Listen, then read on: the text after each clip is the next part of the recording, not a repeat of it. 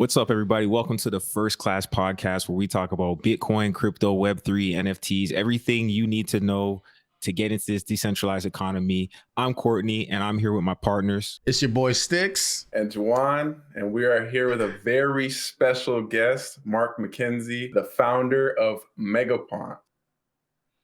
Yeah, so if you don't know, if you've been sleeping under a rock, MegaPont is the project on the Stacks blockchain. And only reason why you might not have heard of it is if you haven't heard of Stacks, man. These guys did over $1 million in sales in a week. And right now, the biggest project by volume on Stacks. So if you want to get in on the project, you want to join that community, it's going to run you about 3,000 Stacks STX, which is hovering somewhere around like 5K US right now. So it's a pretty penny, but there's good reason for it because just what these guys are putting out on a consistent basis is something that not a lot of projects can even attempt to do. So it's impressive, and we want to talk about one of the minds behind it and understand, where these guys come up with this stuff and how did they pull it off. So Mark, I appreciate you coming out and joining us, man. No, happy to be here. Awesome. So just like quick background, because we kind of want to know who is behind the curtain, Tell us a little bit about what you were doing before you got into crypto. I know you've been in it for a while, but just give us a sense of like who you are first and foremost. Yeah. I mean, we're going to have to go way back if we're going back before crypto. So I have, I guess, a traditional Web 2 engineering background. So I've been involved with startups and crypto and just generally programming since I was like a teenager. So that's going back 15 years. Depending on how nice you want to be to me, you might say I don't look that old, but I am. You look great. I look great. Yeah, some people will give me some abuse. Like, you do have some gray hairs. So yeah, we go back to sort of 2010. And that's when I made an early transition from being what was then just a developer, right? So I'm hacking on projects. I have paid gigs, just writing software for what were mostly e-commerce projects at the time. There was a bit of a boom around then, especially in the UK, around all of these businesses trying to go online. And I was working for a number of companies that were building sort of software for checkout flow. So, selling mattresses online or selling various other sort of household things online. And then around 2011, I kind of got that startup bug, and I was like, hey, it'd be really cool to be a founder of a project. And I had all of these crazy ideas at the time, various sort of moonshot startup ideas. It was, I guess, the trendy hot thing to do at the time as well. And I spent some time in Mountain View, actually. I think it was 2011. In 2011, it was late 2011. I spent a couple of months in Mountain View, what's Mountain View? Mountain View, it's in the Bay Area. So I spent some time in the Bay Area. Snap. Yeah. Okay, sorry, my bad. Go ahead. No, it's fine. So I spent some time in the Bay Area, and the typical sort of startup dream, right? I remember having like Bud Light on the roof of some sort of bungalow in the Bay Area on Sunset, and thinking this is really cool. And then I came back to the UK, and then I was like, well, startups in the UK are very different from in the Bay Area. Mostly it's raining and it's miserable, and they're not as sexy. So I adjusted to that, and I joined a startup accelerator in the UK, which is actually where I met some of the team on MegaPont. So this is way back in 2012. Done the whole founder thing, raised some investment, failed some startups, had some success with others, all that kind of thing. And during this time, like Bitcoin is kind of taking off. I'm involved with startups. So I'm holding Bitcoin since like 2012. So like early days. And as everyone kind of was back then, really, it was the trendy, cool thing. No one really knew that it would become what it was. I think there's even some FUD from me somewhere online where Bitcoin had maybe hit like $400, and I was like, this might be the top. How wrong I was. I'm glad that I didn't follow through with my conviction on that. So then we were going to like 2015, and I had my first child with my partner, and we were living that like joking entrepreneur way of life, right? One month we'd be the kings and queens, and then the next month it was like, oh, we don't have any income for 4 months, and like this is really difficult. And we just wanted some, I guess, some stability, because we're at that stage of our lives where it's like, do we really want to start delving into savings? And Bitcoin at the time wasn't where it is now either, back in 2015, right? So could have probably liquidated some of those holdings and been very fortunate. But I decided to transition from, I guess, being a founder to like golden handcuffs, which is jokingly what I call every software engineering job. Because like the pay's good, the working conditions are good. If you're at college or something now and you're figuring out what to do, like being a software engineer isn't a bad play. Even if you don't end up at like a FAANG company like a Facebook or Apple or anything like that, it's a very comfortable way of living. So I picked up a role in 2015 at a company called Visible. I was the head of data science there. So we were building models to optimize procurement pipelines for like the world's largest organizations, right? Like massive global conglomerates. So you're saving minuscule percentage basis points on their procurement pipeline, which equates to millions of dollars. Yeah, it just compounds into like... It's huge, yeah. So you save like 0.1% on some sort of small part of a supply chain for like a big company. It's tens of millions in some instances. So I'm leading teams there. And I don't like to move around. So I'm there for like 5 years. So it takes us like all the way to 2020. But being a founder, I had side projects. So I created a company called Arcata with a couple of friends, Matt and Tom, in the UK. And Arcata was it's a KYC and due diligence platform for the art industry. So you're going to start seeing where I come into NFTs here. And it was a RegTech business solving,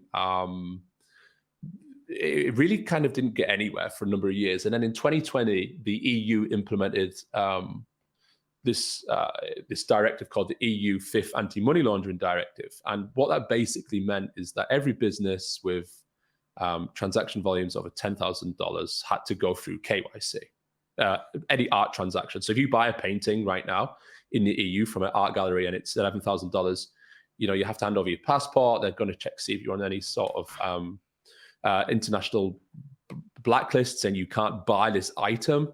And they're like usually from like either the US SEC or some other various regulatory in whatever jurisdiction. And that's because people who have money in the country who have no way of getting it out would buy things and then move the things and then sell them on the other side. Yeah, well, so it's quite funny. I remember reading some guidance from HMRC. So HMRC are the legal body in the UK. And I was like, why are they doing this? I was like, are people really laundering money through art? Like, this sounds wild. And there was a story about an art gallery in the UK who had sold something. I can't remember what it was. It was some like old manuscripts it was about $3 million, right? So they'd sold some art manuscripts for $3 million. And they apparently believed it to be normal and within the law to accept payment for those in two forms. So one of them was, and this is in the HMRC guidance, I'll have to link it to you, it's quite hilarious. One of them was like part of the payment was in literally a briefcase full of money. And the other part of the payment was in a briefcase with diamonds. Oh, that's not sketchy at all. Like that's normal. Like you think that's in a movie, right? Yeah. It's like just what's going on here? But no, like they legally paid for an item through those means, and they reported it. And like this is just normally how transactions in that world can happen. It's not like the day-to-day sort of way that things do happen, but things like that do happen. And HMRC and other EU authorities like, hold on, this is taking the piss a bit, right? Like you can't be going around paying for manuscripts with diamonds and just dollar bills. So they implemented this law, and the company just took off. So it's done really well. I've kind of stepped back a bit from that company, and Matt and Tom are just rocking it now. They're doing really well, and that's kind of where I got involved with NFTs. But I'll come back to that. So then from Visible, I joined a company called Primer. So Primer is like it's now a payments unicorn in the UK. So it's like one of the fastest growing companies in Europe. It's like infrastructure for your payment stack, right? So I go back to e-commerce and I'm leading teams here. And while doing that, I'm moonlighting with Arcata. And I think at the time, Beeple had just sold his NFT. It was when it was like 69 million or something. And we started to hear all these art galleries reach out to us and like, can you tell us about NFTs? Like, what's going on with NFTs? How do we get support like to launch NFTs? And to be honest, the first question was, are these within the scope of the AML 5th directive? And I start to dig deeper and deeper into NFTs. My crypto holdings are going to the moon during this time. And then COVID hits as well. And it's quite funny. Someone said, how would you summarize your 2021? And basically, it's like NFTs and GameStop. So they kind of honestly, those are two words that like most people would laugh at, but like if you were in it, there's no laughing. It's history. Yeah, it's part of history. I was on that GameStop ride, like really early days as well. And so you found out about that like from Reddit? Wall Street Bets. Yeah, Wall Street Bets. And I jumped in so early as well. It was maybe about $16 a stock at the time. Oh Lord.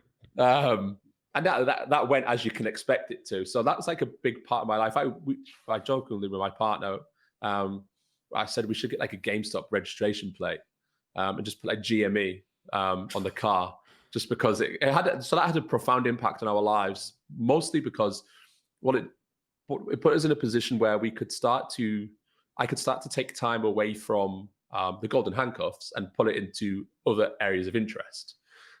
So we were able to get a nicer house, all that kind of stuff, which is weird. And like I see our community. So the best messages I've had from our community, I've had a couple of messages like this where ape holders have sold a 1 of 1 and they've been able to like buy a house or something crazy like that, which is wild because I remember how I felt in that situation with GameStop. It was a bit different because I had no one to thank, right? There was no project lead. There was no one I felt kind of responsible for putting me in that position other than like the whole community.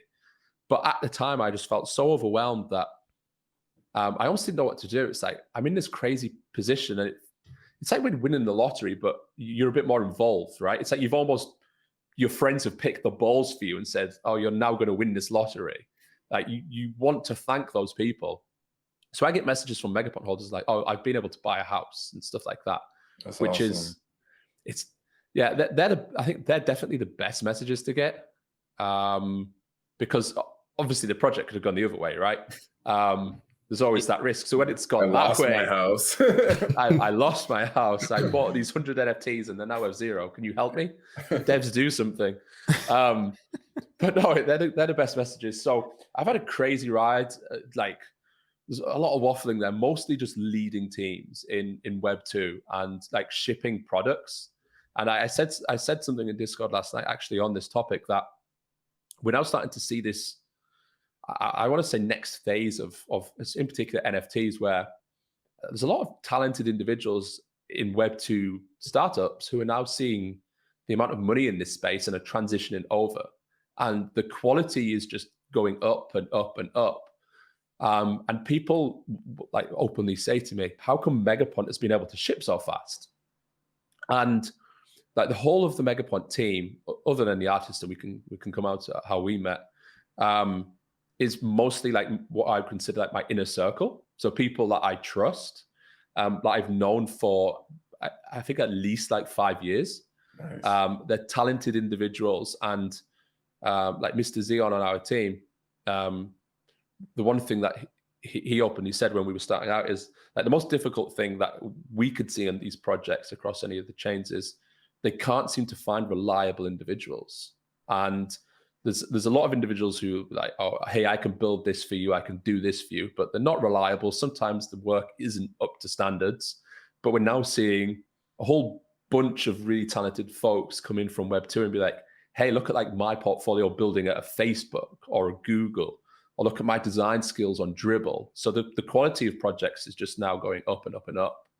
And I feel like we were just kind of there already. So certainly, and we hope this does happen, I think we'll start to see projects catch up to us and surpass us in many instances, because they'll come with a team equally as talented, if not more so, than ourselves. And that's really what I would attribute it down to, which is the same with most startups as well.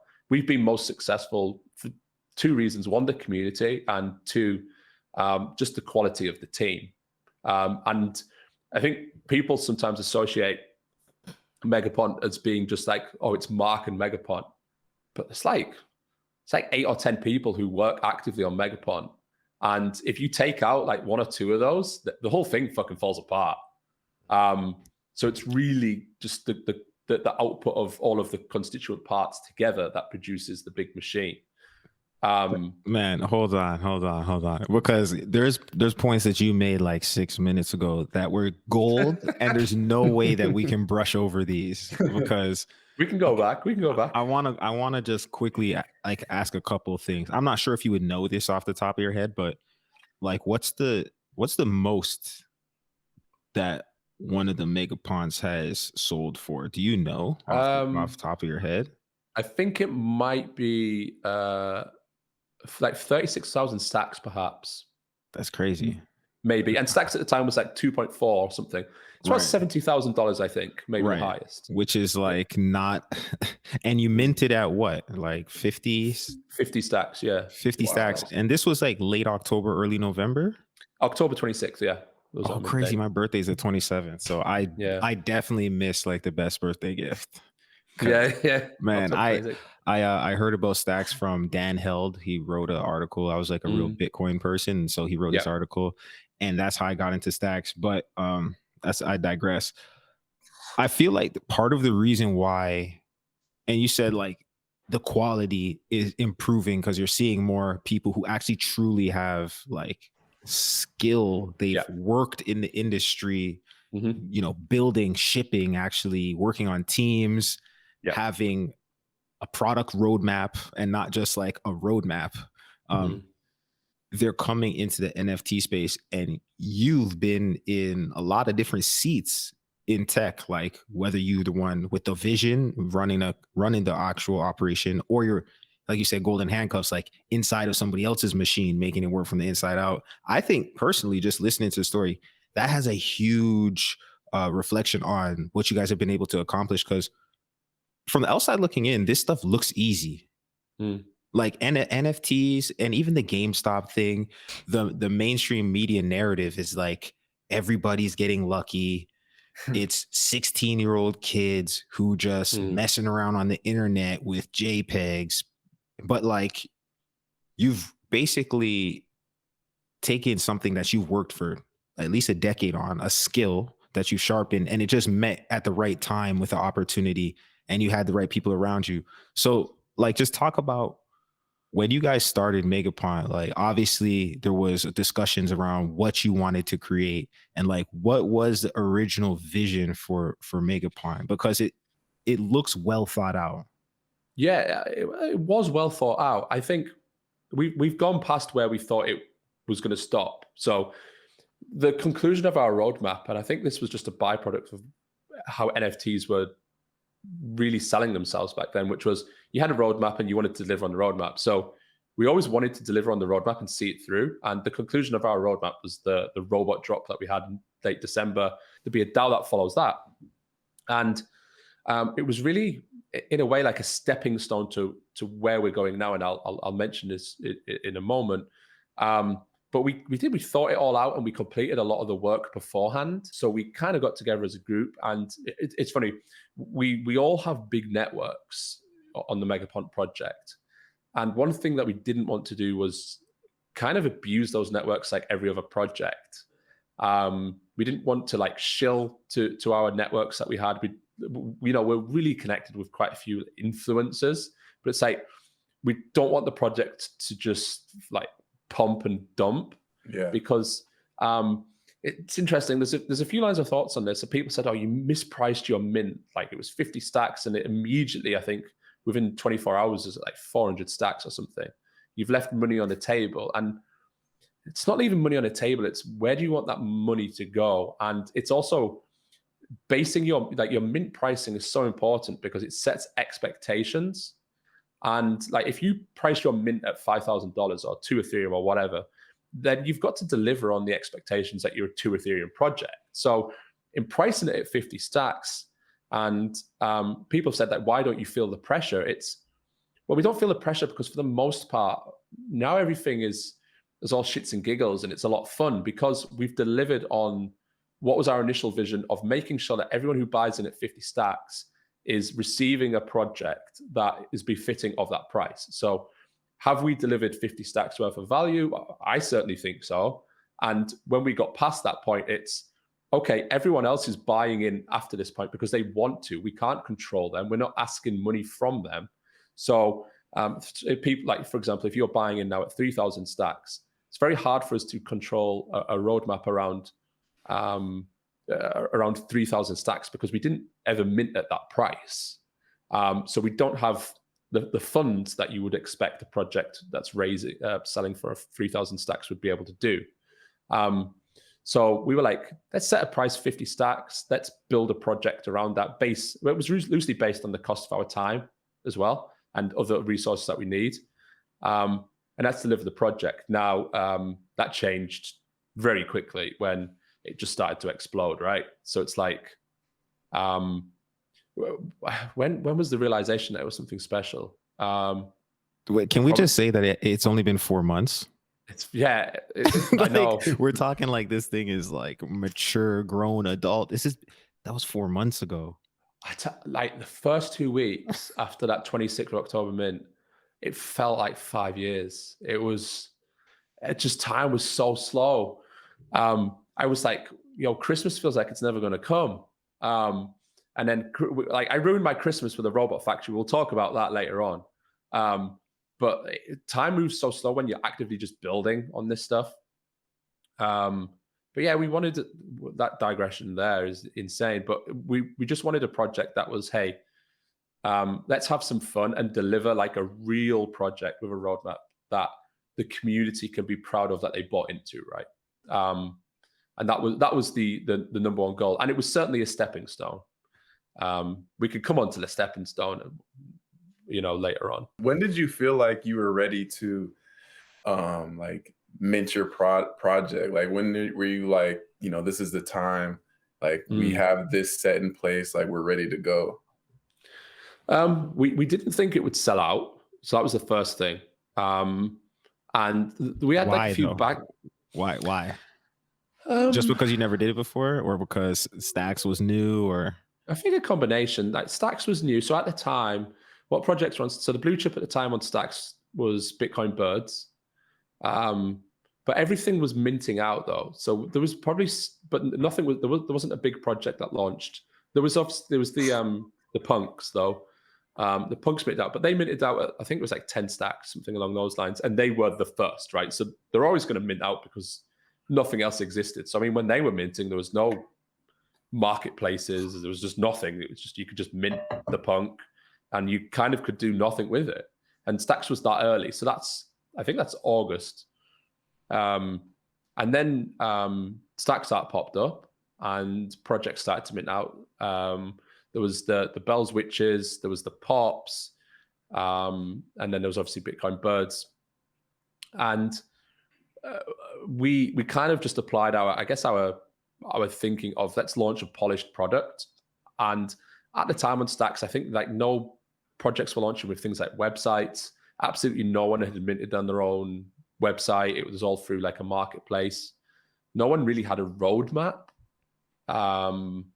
And we came with all of these things, and it was almost like right place at the right time. And it just resonated with the community. And it was probably a bit short-sighted to think that we wouldn't mint out.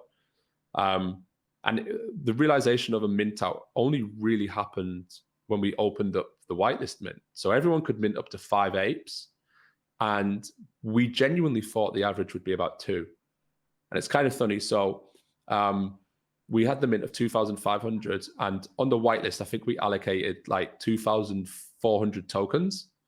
And I was telling my friends and everyone, oh, there'll be like 500 to 1,000 tokens in the public sale. And it was like 180. So almost everyone who could mint their whole allowance did so.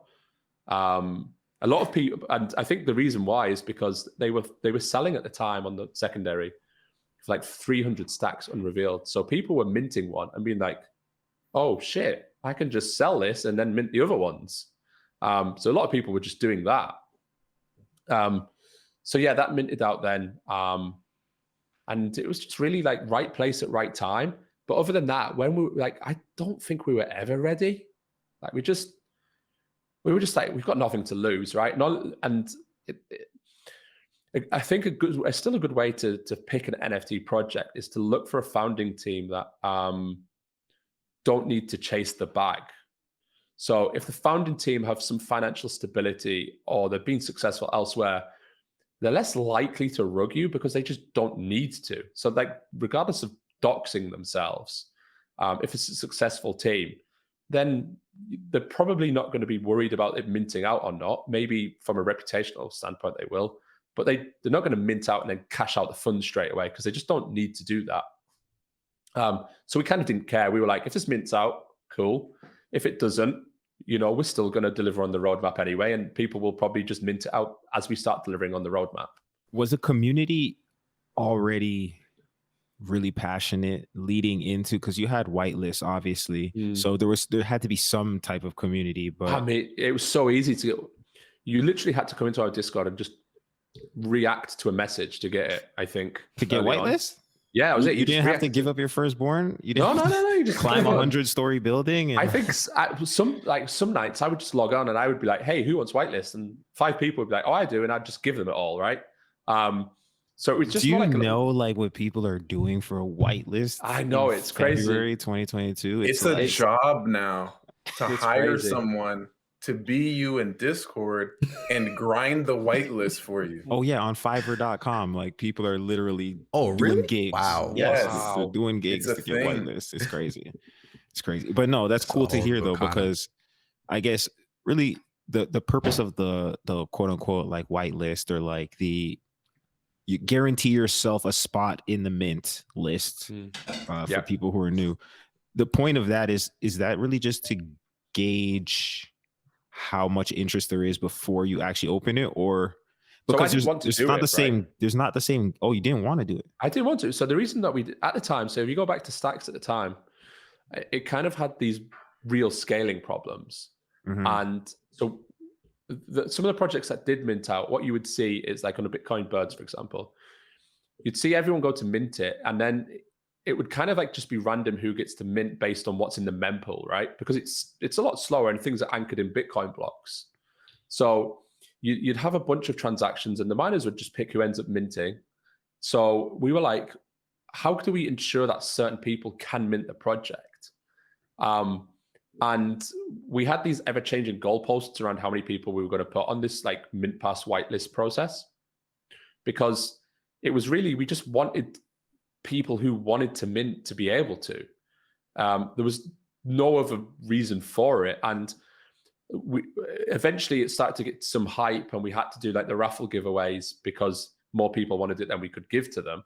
But until like a week before mint, it was really just, hey, do you want to mint this project? And if you said yes, we'll put you on the list. And the only reason we'll put you on the list is so you're guaranteed to be able to mint. So there's a project on Stacks called Bitcoin Monkeys. I'm not sure if you folks have heard of that. Yes. Yes. Okay. So they had a public mint, and a lot of people think that we have some kind of like beef with each other because of the apes and the monkeys. I speak to Topel and the team there a lot. We actually speak a lot about quite a lot of stuff, legal stuff and roadmap, and we're working on something together for Easter as well. So there's no hate there. Alpha alert. Alpha alert. Yeah, so that's going to be cool.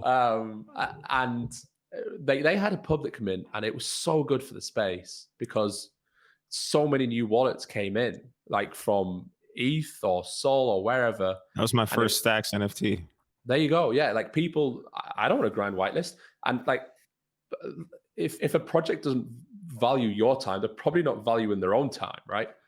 And like yourself, would you have sat in Discord grinding XP or I think a good one is I'm a big Bape fan, like clothing brand. So when I heard they were launching an NFT, I was like, yo, I want to be part of this, like 100%. And they were like, we're not going to do whitelists. It's going to be really cool. I was like, okay, I'll listen to what this is. I've left the Discord server in rage, by the way. And they were like, our whitelist, you need to post a photo of you wearing their clothing on Instagram, tag 2 friends, make sure that you're following the account and do something else. I was just like, I am not going on Instagram, posting a photo of me in Bape clothing and tagging my friends. Absolutely not going to happen. So I left the Discord in a rage, and I'm probably going to regret that because it's probably going to go to 20 ETH or whatever. Oh, for sure. But I'm not doing stuff like that, and other people aren't. And what's interesting, I think if you look at the demographics of like the typical Stacks collector versus the typical ETH collector, we see this in our own Discord, and obviously I'm on both chains as well. Generally speaking, is slightly more mature, slightly more well-educated, and values their time a little bit more. They're very patient, and I think like 48% of MegaPont apes are with NFT collectors that have never sold an NFT on Stacks. Wow. And that's very unusual across any of the chains. And it's not just on MegaPont. If you look at like Monkeys or any of the other projects on Stacks as well, it's very similar. There's a huge number of holders of all of these projects that just are not selling. They've never sold an NFT, and they're probably either they financially don't need to, or they're just happy to play the long game, right? They just value their time. They're taking part in the communities, and like we said before the show as well, they're just building. So they're just viewing these as holdings that they'll keep while they build, and I don't know, maybe one day they'll flip them. So it's very, very different communities for sure. Do you think that's part of like that Bitcoin low time preference ethos, or do you think that's just coincidence? I think so. I think Stacks and the foundation in particular has done a really good job at like targeting builders, and you can see this. I mean, like obviously so Trevor leading the accelerator, he has that Web 2 background as well. And I think that resonates through with the activities of the accelerator. It's almost run like a YC for Stacks, right? Like a Y Combinator for Stacks. And they clearly have this ethos that if you win the developers over and the builders, then you'll end up winning anyway. So they have like this really razor focus on going after builders as opposed to just like influencer pumping this coin kind of thing. And I think because of that, like it's just attracted a certain type of community. It's refreshing. Projects. It's so refreshing. Yeah, it really is. It's very different. Like I said, everyone's just building. It's so cool. Like in our project, we've had so many other people say, hey, I'm launching an NFT project now. I've been in here. I've seen how like the community runs, and I'm going to do my own. So it's just so different, refreshing.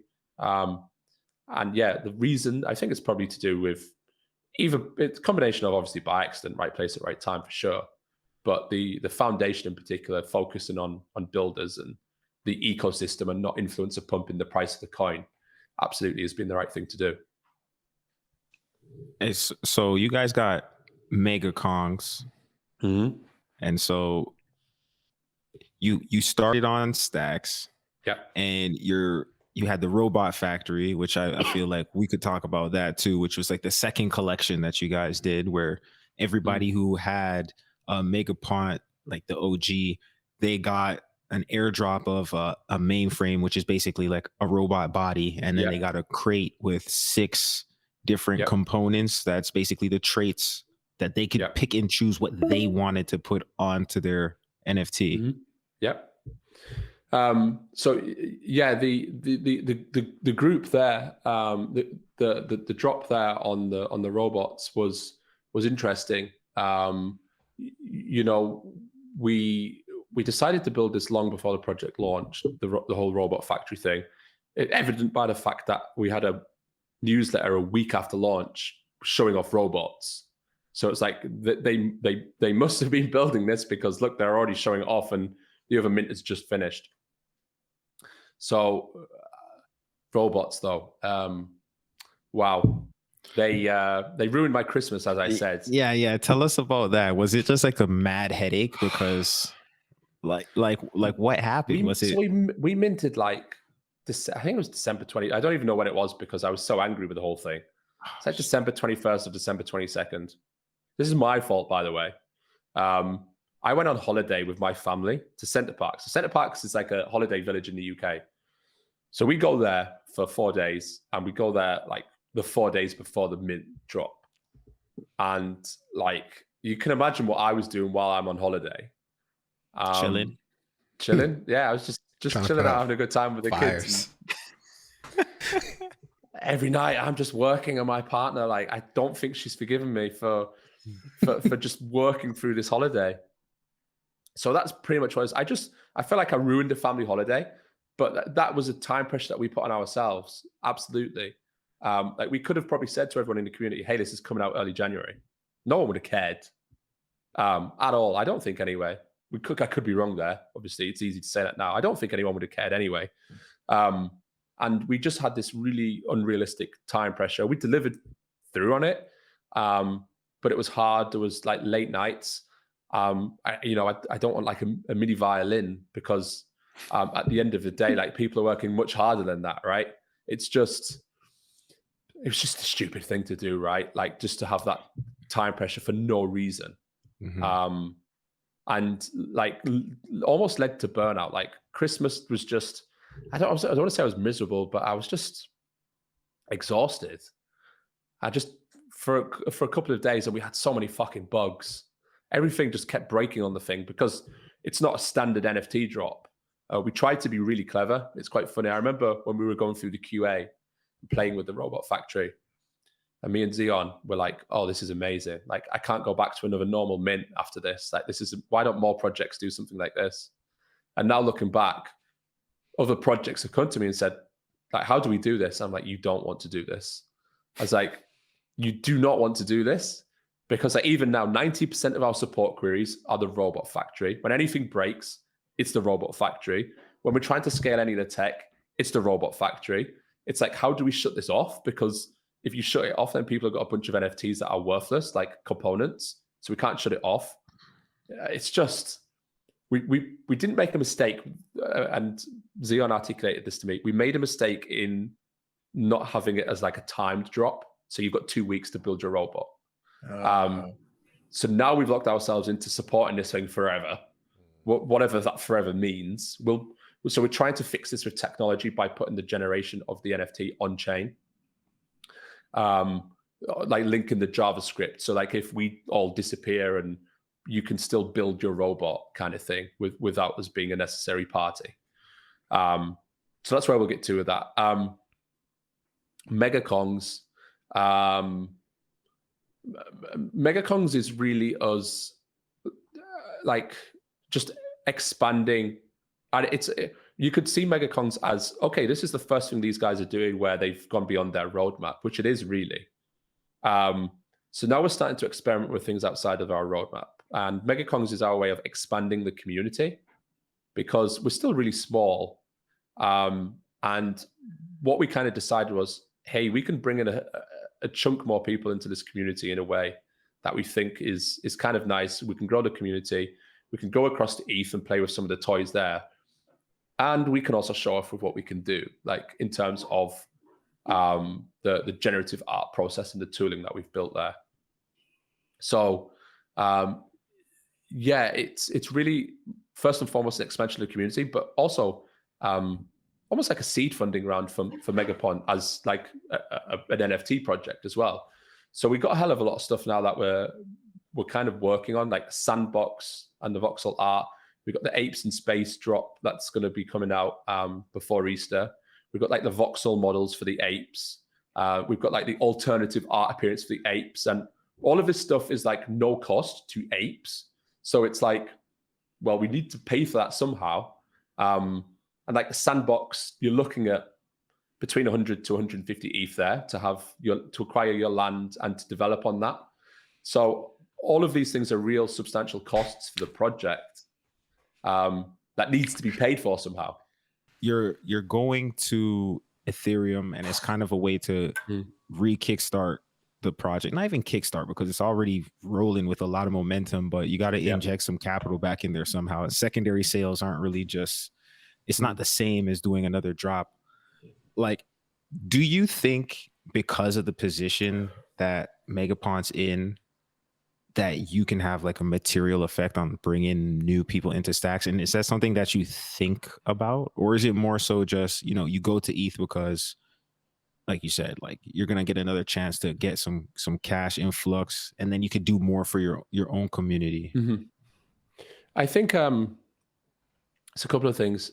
We have large ETH networks as a team, and it's very different now. But like until recently, it was just a nightmare to buy Stacks and come over, right? Like, especially if there was no Coinbase. It's just very difficult, clunky. And we still hear from a lot of people, it's like, oh, I'll buy an ape when I can get round to it, when I can be bothered to move my funds from MetaMask, that kind of thing. And they just never do. And people say, why are they not? There's opportunity everywhere in this space. And it's like people are willing to just miss a couple of home runs because they think there's just another one around the corner. And for the most part, there always is, right? Even now you've got like Azuki and Doodles and a whole bunch of ETH blue chips to keep you busy if you missed MegaPont. So it's a case of if there's any friction coming over to Stacks, people just won't do it. And we determined that in order to attract like some eyes, we've been quite clever about how we're doing this, is we'll always place the most value on the OG apes. So the apes are on Stacks. The core coin that we'll have, the mega token, will be on Stacks. And maybe this is an idealistic view and it's not going to happen, but hey, I'm going to buy a Kong. I'm going to come in, I'm going to see these apes and see this token and stuff. And I'm going to be like, okay, I'm going to maybe come over to Stacks and have a play. Maybe people won't, but even if we get a handful of new wallets coming over that never would have looked at Stacks, and it's kind of mission accomplished. Because, and I mean, I'll talk about this as well. We're going to be very transparent with like the Kong's fundraise, like i.e. where is all of the money going? And we've been very transparent with everything so far as well. I think that's because we're fully doxed. I kind of jokingly, but not jokingly, said that the community actually knows where I live, but they genuinely do. And like people are saying to me now, I expect some fan mail. So my partner's not happy about that. But yeah, if I rug, then people, you know, they know where I live. They're going to come and see me. Luckily, I do have some gates, but that always helps. But you know, they don't have spikes on top of them. They can just pretty much jump up and climb over them. Get you like a Great Dane or something on the inside. I think even then they can just go between the gap of the wall and the bush. So anyone who wants to cause harm, they can cause harm. So you know, we're going to be very transparent. This is what we're doing with the funds. We thought very carefully about how much the mint costs, how many tokens we're going to be selling, and it's all based on like where we want to go for the next year with the project. So it's really a case of, hey, with 600 Ethereum, we're probably going to have a team of between 5 to 15 people working on this for a year. We have like our roadmap defined for a year. And a couple of North Stars there. One of them is definitely like, how can we bring more people into Stacks, but bring more people, more importantly, into NFTs as well. Like give people a really good first experience of a project that doesn't rug them and has an actual team working on it. And like we see this now, people who minted a MegaPont, when they go to mint another project, they have high expectations. And well, they're not even high expectations. They're just, okay, I want to see like the bare minimum of, I'm giving you my money, like show me why I should be doing this. Because as far back as like a year ago, if you went to a SaaS product and they were like, oh, it's $400 to buy into this product, you'd look at it and you'd be like, what are you doing for me? Like that needs to be justified. Not long ago, people would like cut back on a Netflix subscription, but they'll spend now $50,000 on a JPEG. So it's kind of warped people's perception of the value that they should be receiving for the dollars that they're handing over. So it's good when I see community members from MegaPont go to another project and be like, yo, this just doesn't fly. I'm used to something of a I'm going to say higher quality, but I don't like to say that, but I'm used to something where the team are implementing some sort of framework where that they can't rug us, and they're demonstrating capabilities and just competence around managing a project, which is missing, I think, anyway, for the most part in a lot of spaces. So I kind of wanted to touch on the Alex, the token that you guys are dropping. Yep. So Alex is like a launch pad, which is one of the new parts of the stack on the Stacks ecosystem. But like what's the thought process behind going that route and incorporating some type of DeFi into your project? And then like what's the token going to be used for? So just tell us all about it.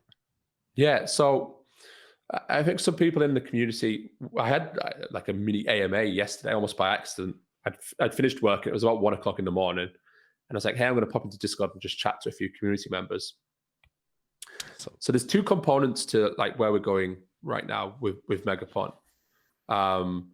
There's the entity of MegaPont, and there's this new entity that people have been hearing us refer to called Apes Together. So Apes Together it's an actual like incorporated company in the UK, and Apes Together is an entity that is building tooling for creators and people building in the Web3 space. So this is a mint that we have coming up.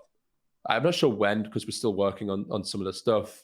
But it's essentially like an access pass to the core tooling that we've built for MegaPont, and we've built for Weirdos, and we've built for MegaKongs, and all of the other projects that are being using it, such as like there's Creeps on Ethereum as well, who is going to start using our generative API. So it's like we built all of this really cool tooling, and we want other creators to be able to use it, because most of the DMs that I get are people saying, hey, I'm launching a project. Can I use some of your stuff you've built? So we're building a core set of tooling that if you have a pass, you can access this pass. So it's like we're replacing a SaaS subscription to all of these tools with an NFT. And then MegaPont will use these toolings, and this legal entity that I'm a director of will build the tooling that MegaPont uses and all of these other projects use. And then there's MegaPont, and MegaPont will always be like my OG Genesis project. Like I kind of never leave.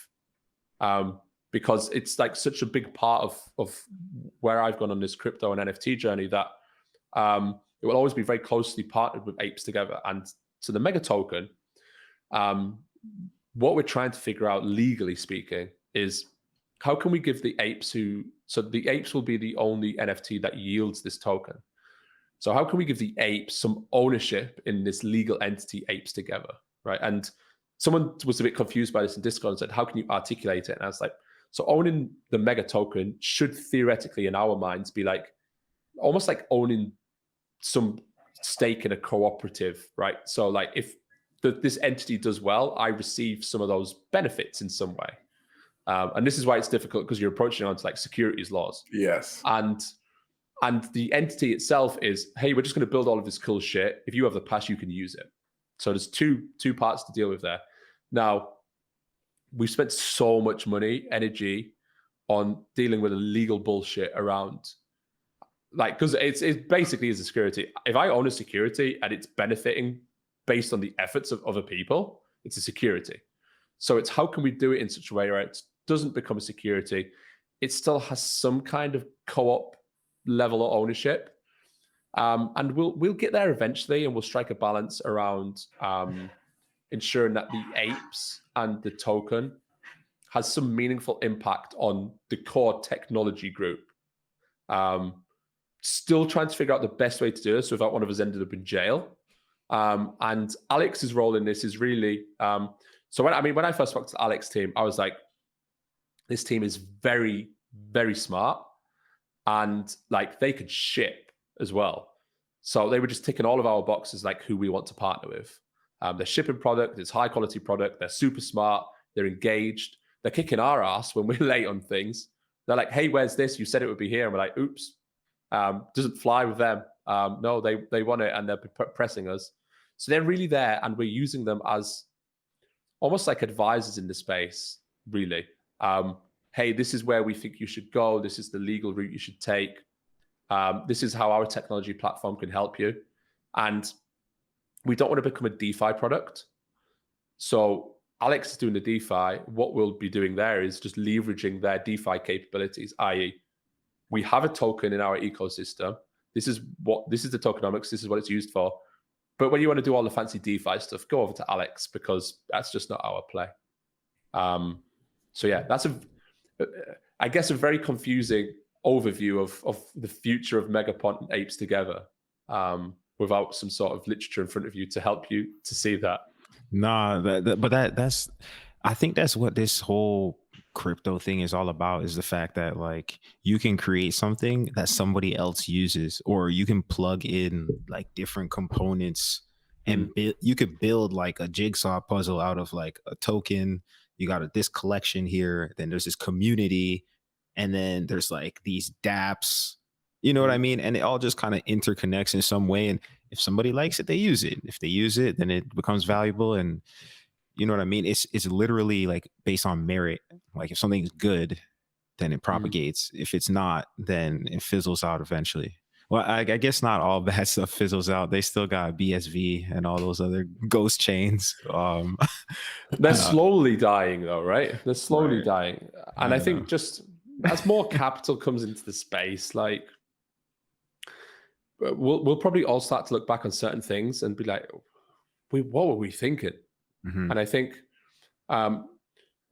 we think a bit like that on the MegaPont team. It's let's just make sure we're future proof as well, right? So that's like our number one goal at the moment. It's if something changes about NFTs that dramatically changes the landscape, how can we make sure that we can bring our community to like phase 2? That's what we're always thinking. Like, how can we make sure we're bringing them along for the ride? Because like where we currently are with NFTs is going to look so primitive in a matter of months, in my opinion. So we always want to stay on top of like the trends, the technology, and just make sure that we're bringing them over. And with apes together as well, like we get so much fulfillment out of seeing other people launch and create projects. So good example is Project Indigo. It's 2 apes who only launched a project because they met on MegaPont, and there was that continuous feedback loop within the community of what they're doing, where they should go. And now look at it, it's crazy. I think their floor is like 200 stacks. There's like 2,500 tokens. So they're doing really well. They've got a team involved there. They've leveraged some of our connections as well. So they're struggling in like some of the Web2 areas. We made some introductions. So they've now got like one of the most talented backend developers I've ever worked with them. So it's a case of how can we just build like a community who wants to be builders and give them tooling to enable them. And I think we're hopefully going to get to a spot where we have a core team churning out really awesome tools, and we have a core team on MegaPont in Weasley, who's the creative mastermind behind MegaPont and that artistic direction, who says, I want to do this really crazy fucking thing. I've not seen it done anywhere. And instead of us saying, no, let's calm down, we say, okay, let's build that for you. That's where we really want to get to. Because like his mind is just wild. Some of the stuff he comes up with, it's like, dude, I'm saying no because my partner hates me already. Not because I don't think it's a good idea. Man, some of the designs that, so like all of the artwork, he's done all of the artwork. So we have Steve Abbonato, who does the art that's more like 3D based. So he does the 3D based art, and Weasley does all of the pixel art. So his background, that he's worked for like Apple, Hermes, like really big companies. And he's been doing it for like decades, right? Dude has a gift. He just pushes pixels, and like he's I think he's mad with me, by the way, because I was like, let's do an apes collection. And he's like, he started to we have a drop coming, the Apes in Space drop, this quarter, maybe early next quarter. And for that, he's had to basically touch up everything. So like he was mad that I gave him a small canvas to work with, and now he's basically doing his own thing. in the staff channel that we have, he posts them. He's like, look at the difference. Look how much better these are because I'm not restricted by your rules. Well, calm down. Everyone will be thankful. I hate you, Dad. I hate you. Yeah, that's what it feels like. And I said to it, like, everyone's going to be like so thankful when they get these apes in space because they're going to look so cool. And then I'm going to have to tell everyone that, okay, sorry, the original apes were restricted by my creative handcuffs. But yeah, so he's got crazy ideas, and I dropped some of this as well. Like where we go after the sandbox and the voxel models will be like MegaPont 2.0, and I think we want to move away from PFPs and move away from animals like apes. We want to do something really cool, really big, and just start to think how we can apply NFTs just outside of this is a token that represents you on Twitter or on Discord. So yeah, we've got some really cool ideas, and we've basically just said, let's not restrict ourselves creatively here. Let's just go crazy. And he's just fucking running with it. And some of the stuff that he's putting out is just wild. And it's odd because we're actively talking like, hey, let's do this. Let's aim for like Q1 2023. And I don't think many other NFT projects are thinking like that. They're thinking like, what can we do next week to keep our community happy? Literally. And it feels like that, right? It feels like stuff is so thrown together, short-sighted. You know, oh, I saw they did this, let's do the exact same thing. I literally look at your roadmap, and then a month later, I see other people incorporating the types of things that you're doing. So it's cool to kind of see behind the curtain. I didn't realize how many people were working on the team. You said at some points there's like close to 8 to 10 people who are really making that thing go. I mean, it makes sense because this is, if I gathered anything from this conversation, it's like, this is more or less full-time job. Yeah. So for me, it's basically like 80% of my like work effort, right? It's spent on MegaPont and Apes Together. So it's mostly split, like being a developer as well. I build most of the tooling myself. However, that's not scalable right now. So we're starting to hire additional resource to help out with that. So I just delegate more of my time away because there's now like multiple things we need to do in parallel, right? So we need to bring additional resourcing and those developers. So we started hiring developers from our network as well, which is it's really nice to do that, to be like, hey, come over to Web3. And people are now getting really interested and are willing to do that. Whereas 6 months ago, they'd have just laughed almost at me and said, hey, come back when this is actually something we can work on. So yeah, it's a big team and it's growing. And we kind of still decentralized. Like I don't think we're never gonna have an office. We are hiring so our first payrolled people who won't be consulting. So we're hiring 3 individuals to do community management and just comms. And they'll be payrolled nonstop. And it's just because we don't want to develop. We still want to go in and have conversations, but as we start to grow, especially on in 2 divisions, it's we need someone who can just communicate clearly with the community at all times, especially when there's any support things. Good customer support wins. Look at Amazon, right? So we'll follow that Web2 ethos of let's just always make sure we have someone who's not like an NFT mod. Everyone goes into these servers and there's just a bunch of random mods who are active in chat, and they've promoted them to mod for no reason other than they were around just there being active. Yeah.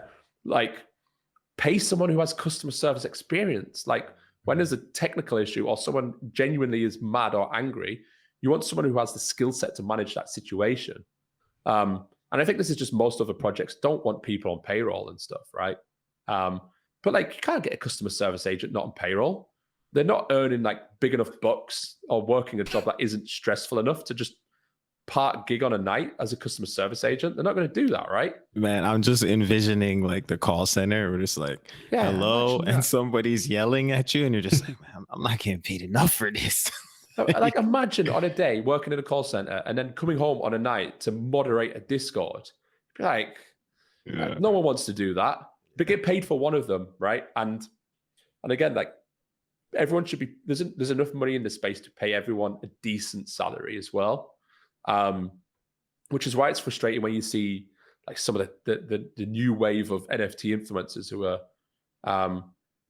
almost living that like TikTok lifestyle, right? They'll be posting like their Rolls Royce or their champagne and like going out to like expensive bars and getting like named boards and stuff like this. We've been here before. We've seen this before. Like back in 2013, that's what everyone was doing after they rose a round of funding. That'll fizzle out, and these people will just be looked at as complete muppets at one point. So like, yo, congratulations on spending a bunch of your roadmap money on like some alcohol in a car. Now what are you going to do with the roadmap? Because that's ultimately what it comes down to. And I think this is a point I want to touch on as well. One way I've started looking at roadmaps as well, quite critically of people, is you need to make sure you're raising enough money as well. Because in Web 2, the leading cause of startups failing is just running out of cash. And that can happen in one of two ways. One, you just run out of cash because you spent too much. Or another one, you can't raise an additional round before you run out of cash, right? Your runway just evaporates. And a lot of NFT projects are promising so much that they're going to run out of cash. It's inevitable. And they'll have to do one of two things. They'll have to either just not deliver, or they'll have to raise more money. And what tends to happen is they stop delivering, so they can't raise any more money, and the project dies. And in those projects, I am critical of the founding team, but it's not because they rugged the community. It's because they were so, what's the way to put it? They just didn't calculate beforehand. This is how much money we need to deliver on all of this. And that's also a risk. Like when people said to Indigo, hey, why are you raising $500,000 or 500,000 stacks or whatever it was? And we had people in our community footing that, and it's, hold on a second, they need this to deliver on what they say they want to deliver on. They're not saying we need this for a Ferrari. This is how much money we need to hire these people to deliver on this roadmap, and they're delivering on the roadmap. So if you feel you need $5 million to deliver on the roadmap you're proposing, then you need to go out and ask for it. If you think you only need $1 million, then you need to ask for that. And no one's saying devs shouldn't be paid. Like that's absolutely not what people are saying, like the founders of projects. But they don't need $1 million a month. So there's just like, be realistic with what you feel is appropriate.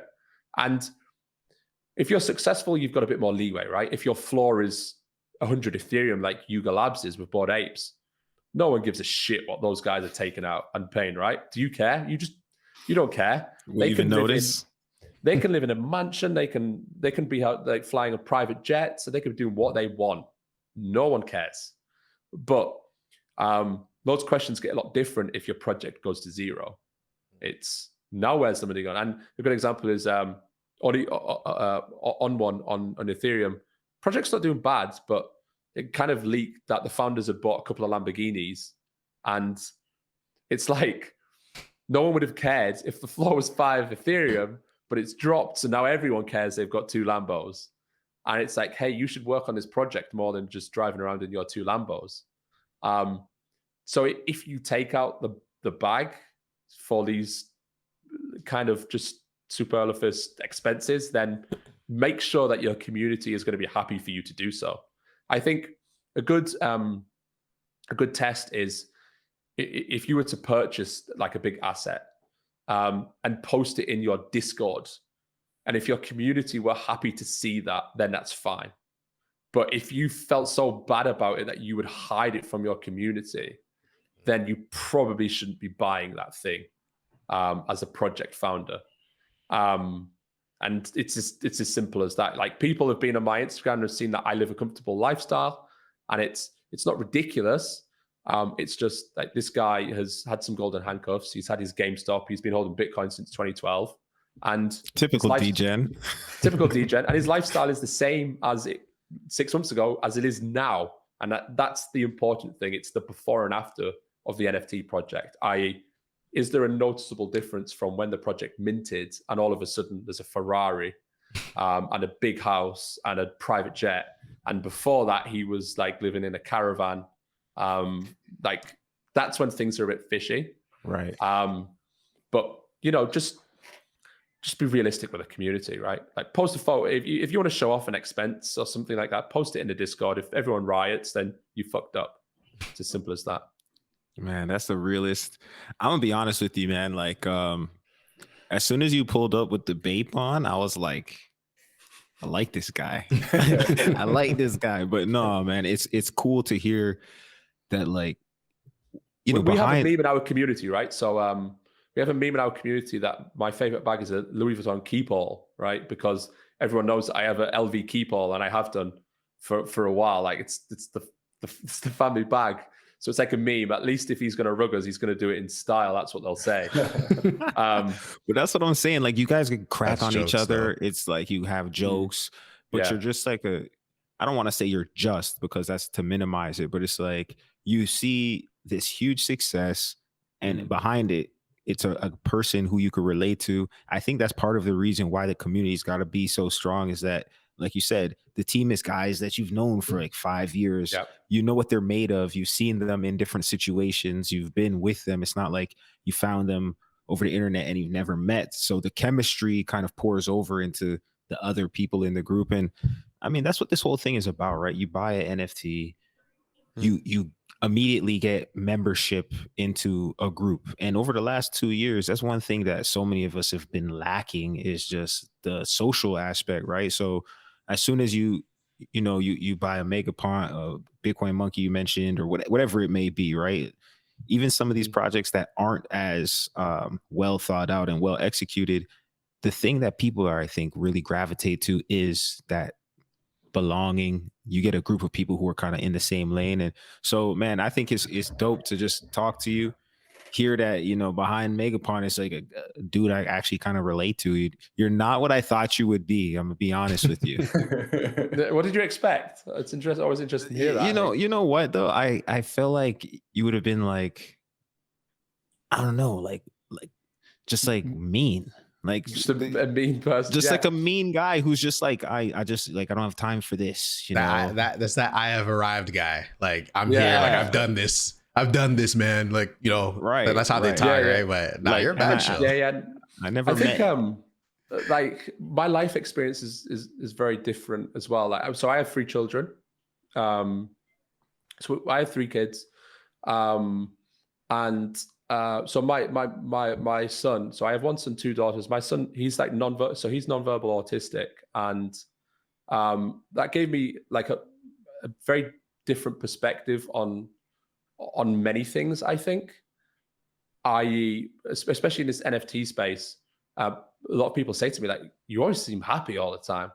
And it's just like, you know what? Like, there's just no point in letting these things get to you, especially in like crypto land. Like, this is supposed to be where we escape to have some fun and not have to worry about all the real life bullshit that everyone has. So like in our community, there's a guy called Harold, and he's going to like the shout out here, who posts really stupid shit at times, right? Like, the guy's just chatting nonsense, and he would be banned from so many servers. And I give him, we jokingly say in the server that he's had like 5 final warnings, and he has had like 5 final warnings. And I said to him, like, I'm never going to ban him. Like, he's harmless. He means no harm. He just has his own shit going on. And from time to time, people just want that outlet where they can just talk about something nonsense. So I said, I'm never going to ban you. I said, I will time you out all the time, because I don't want to hear that. And other people don't want to hear that, but you're going to get timed out nonstop. And I think just understanding that members of your community also go through the same shit that everyone else inevitably has been through. And it's just that, like, keeping it a positive environment. And I think when the founding team is positive anyway, everyone else, it just translates over to them, right? Like, it's always good vibes. And it's always going to be, because I don't, like, the last thing I want to do is come in there and, you know what? We've never actually had an argument between members ever. Like, not once. Wow. No dispute. Never had to deal with anything. That's wild. Not once. In a Discord? In a Discord, yeah. And it's just because like, everyone just has that vibe, and everyone's throwing abuse at each other and just jokingly doing it. Everyone knows where the limits are. Sometimes they get pushed a little bit too much, and we perhaps are a bit too. We maybe have a bit too much like college culture of taking the piss, and we go too far sometimes. But we've started to get better at reining that in. when other people get offended, in particular. So we're getting a bit better at policing that. But for the most part, it's just good vibes because, you know, this is how we all escape the mundane life that a lot of us lead outside of crypto. So you just got to have some fun with it, right? That's what it's all about. And it's funny. A project I work on Ethereum called the Weirdos. Jack over there, his motto, it's like fun, fair, and fucking fun, right? So that's when we started working on the Weirdos. He was like, "This is what I want to do. Like, let's just have some fun." And we had a Twitch stream tonight, actually, and it was just the three of us were on a call talking about just nonsense, really. And people were like, "You guys seem a lot more fun than we thought," because we're just having a laugh, right? Just like probably like you three do as well, right? Just sitting back, chatting crypto, NFTs, and just having some fun with everything. Because you know, that's the kind of community everyone wants to be a part of, not the one that you go into and Barry and Dave are arguing about all sorts of madness. Which, especially with all like we've always drawn a line at things like politics. It's just like, no thanks. No matter what you think, someone is going to think something different, and that is just asking for trouble. Right. And it's the same. It's the same. We've avoided it with sports for now. I thought the Super Bowl might bring up some competitive, but so we had that drop with the helmets. But I was like, this might make the community kind of not hit at each other so much, because there were a few Bengals fans, a few Rams fans. So I was like, what can we do to just make sure that they're not arguing nonstop all night? Because nobody wants to see that. So yeah, that's my thoughts on just positive vibes. Amen. Yeah. Honestly, Mark, from the time I DM'd you and asked you to, you know, come on the podcast, like I could tell like you were super genuine, and like all the success that you've had has been amazing. Especially like when I first got into Stacks, MegaPont was the first project that Courtney showed me. She's like, look at what they're doing, look at their roadmap. I went to your website, the art was awesome. And then just to like interact with you in the DMs, and, you know, you being super flexible to come on the show. And, you know, I could tell that you're a genuine guy. And then hearing your story, you know, the kind of journey you took to get here, like and you know, realizing that you are a genuine guy, you seem like a great dude, a great leader, great founder of a project. It makes me want to see you win even more. So it makes it easier to cheer for somebody when you know that they're a genuinely good person. Makes you want to find 3,000 stacks and buy a MegaPont. I swear it Yo, does. that's how I feel. That's how I feel. I'm like, man, I wish I knew about the sooner. Right. I wish more people, like there's a lot of people in a similar situation to us on the team who are all, but I think people are still scared to they probably still have nice Web 2 jobs, right? So there's a lot of people who don't dox themselves. And it's a shame because like I've talked to so many founders who kind of are still behind the curtain and they have the same energy, if not more so. And I just feel like saying to them, like, you would just be a force to be reckoned with if you just openly came out and spread some of this energy. Like I speak to founders all the time who are in the same boat. And that's one thing we want to fix, by the way. Like, how can we make it more affordable to join the club? So hopefully Kongs and some of the other stuff we're working on will be the entry to make sure that people don't have to now drop $5,000, because I'm still very aware of how much money that actually is in the real world. It's very expensive. Like, it'd be obscene for me to say, oh, it feels very top to buy in there, but like I have no idea what's going to happen with the price. It's controlled by the market, right? Who knows?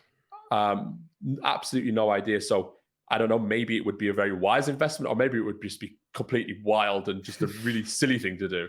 So yeah, we want to make it more affordable, just because it has to be. Otherwise, it makes no sense. It would just be the same old men club, same people, same wallets, same money. And we're trying to do things differently. And we can't do that if we just keep promoting within. And Mark, where can people follow along with you? Where can people check out MegaPont? Where can people check out the Kongs? Yeah, Mega Token. Just hand them so off. megapont.com. or discord.gg/MegaPont. Or MegaPont NFT on Twitter. People often say to us, is the MegaPont Twitter account a scam? No, that's actually the artists. So MegaPont was a brand before the NFT. So feel free to give that a follow. It's the artist behind the project. So all of the typical socials. All right, everybody, follow me on Twitter at jbreskeson11. I'm the C Steven. And I'm Professor Sticks. We'll see you guys in the next one.